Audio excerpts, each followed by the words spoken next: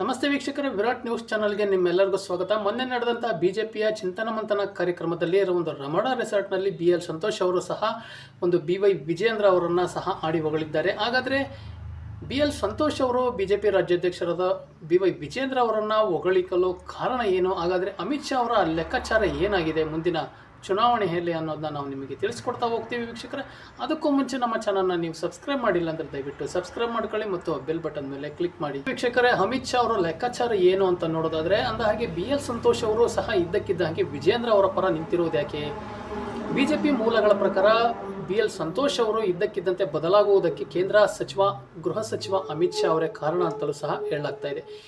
ಇದೇ ಮೂಲಗಳ ಪ್ರಕಾರ ಅಮಿತ್ ಶಾ ಅವರು ಕರ್ನಾಟಕದ ರಾಜಕಾರಣದಲ್ಲಿ ಉಂಟಾಗಿರುವ ತಲ್ಲಣದ ಪ್ರಕಾರ ನವೆಂಬರ್ ನಂತರ ಕರ್ನಾಟಕದಲ್ಲಿ ಕಾಂಗ್ರೆಸ್ ಸರ್ಕಾರ ಒಂದು ಗೊಂದಲಕ್ಕೆ ಒಳಗಾಗಬಹುದು. ಯಾಕಪ್ಪ ಅಂತಂದರೆ CM DK ಶಿವಕುಮಾರ್ ಅವರು ಒಂದು ಮುಖ್ಯಮಂತ್ರಿ ಗಾದಿಗೆ ಒಂದು ಪ್ರಯತ್ನವನ್ನು ಪಡ್ತಿರ್ತಕ್ಕಂಥದ್ದು ಎಲ್ಲೋ ಒಂದು ಕಡೆ ಕಾಂಗ್ರೆಸ್ನಲ್ಲಿ ಒಂದು CM ಕುರ್ಚಿಗಾಗಿ ಒಂದು ಕಿತ್ತಾಟ ಶುರು ಆಗ್ಬೋದು ಅಂತಲೂ ಸಹ ಹೇಳಲಾಗ್ತಾ ಇದೆ.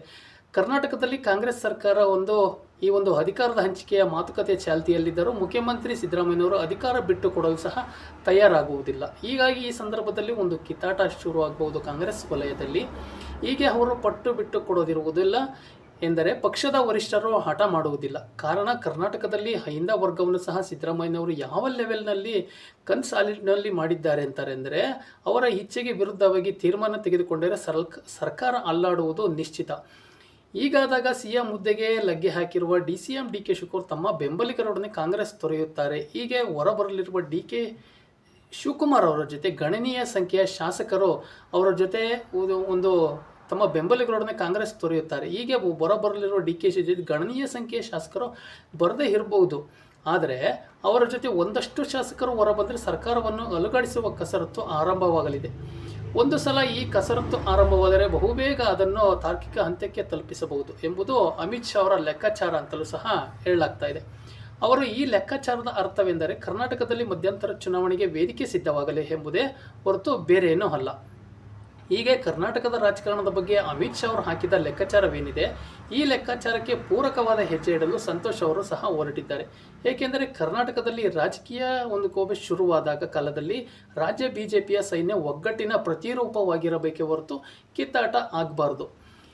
ಇನ್ನು ಅಮಿತ್ ಶಾ ಅವರು ಇದನ್ನೇ ಸಹ ಬಯಸುತ್ತಿದ್ದಾರೆ ಎಂಬುದು BL ಸಂತೋಷ್ ಅವರಿಗೆ ಗೊತ್ತು. ಮತ್ತು ಇದು ಸಾಧ್ಯವಾಗಬೇಕು ಅಂತಂದರೆ ವಿಜೇಂದ್ರ ಅವರನ್ನು ಅಲುಗಾಡಿಸುವ ಯತ್ನಗಳಿಗೆ ಬೆಂಬಲ ನೀಡಬಾರದು ಎಂಬುದು BL ಸಂತೋಷ್ ಅವರಿಗೂ ಗೊತ್ತು ಮತ್ತು ಕೇಂದ್ರ ನಾಯಕರಿಗೆ ಅಮಿತ್ ಶಾ ಅವ್ರಿಗೂ ಎಲ್ಲರಿಗೂ ಇದು ಒಂದು ಗೊತ್ತಿರತಕ್ಕಂಥ ವಿಷಯ. ಹಾಗಂತಲೇ ಕಳೆದ ವಾರ ಯಲಹಂಕದ ರಮಣ ರೆಸಾರ್ಟ್ನಲ್ಲಿ